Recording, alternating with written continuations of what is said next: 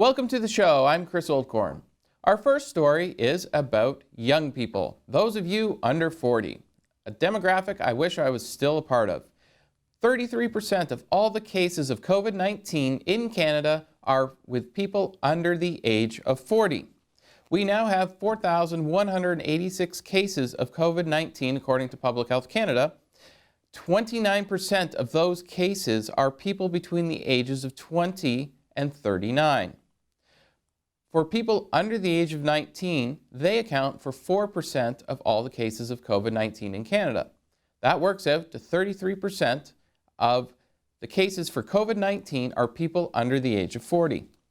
Now, our Chief Public Health Officer, Dr. Theresa Tam, said recently that the people who are under 40 are actually making up 12% of the hospitalized cases. So it's still possible, if you're under the age of 40, to develop COVID-19 in a serious way where you will require hospitalization.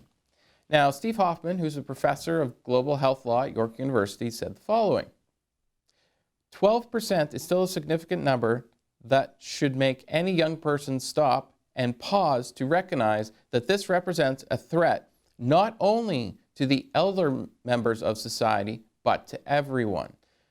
We saw pictures of young people on spring break on the beaches down in Miami, and they had to close the beaches because young people were not considering COVID-19 something that would affect them.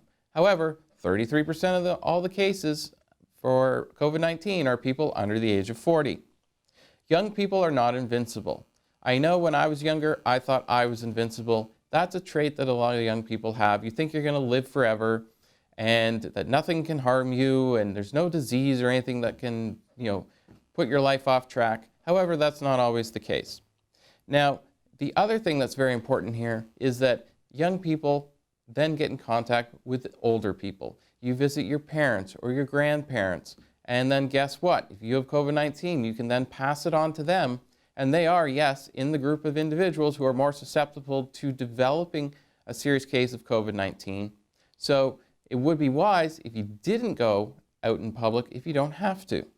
Now, it's important for young people to know that you could get COVID-19 in a very mild case and develop an immunity to it. However, that doesn't mean you can't also pass it on to someone else who will develop a more serious case. We'll be right back.